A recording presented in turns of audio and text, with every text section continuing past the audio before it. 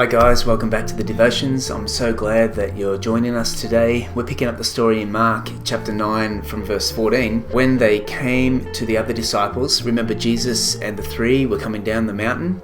When they came to the other disciples, they saw a large crowd around them and the teachers of the law arguing with them. As soon as all the people saw Jesus, they were overwhelmed with wonder and ran to greet him. And I just love this picture. In the absence of Jesus, the best that mankind can do is a theological debate. There's nothing wrong with theological debate. I love grappling over a tough issue as much as anyone else, but in the light of Jesus' presence, it just doesn't stack up. In the absence of Jesus, the best that we can hope for is a good theological debate, but when Jesus does show up, all of our intellectual posturing is really shown for the weakness that it is. There's nothing wrong with having knowledge, but when it comes at the expense of a real relationship with Jesus, then we've missed a turn somewhere. And so into this situation, Jesus walks, and what's happened is there's a man who has a son who is possessed by an evil spirit, and the disciples have had a go at casting out the evil spirit. They can't do it,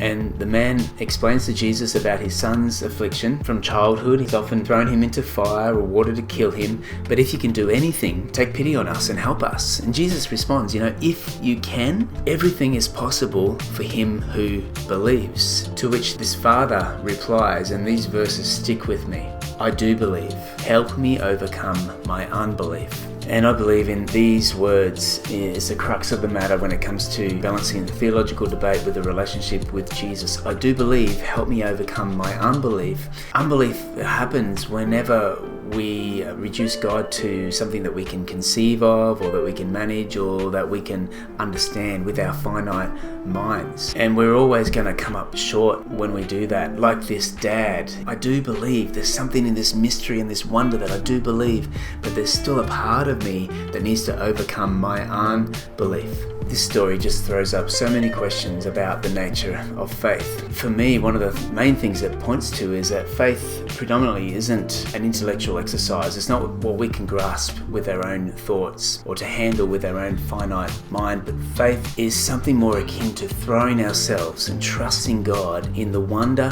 and in the mystery of who Jesus is. As I said in the last video, it's not about knowing, but it is about knowing him. Hebrews 12 verse 2 encourages believers with these words: let us fix our eyes on Jesus, the author and perfecter of our faith. And to follow Jesus, or to be a Christian, isn't just about having the right understanding of theology, but is about following a person, and that person is Jesus Christ.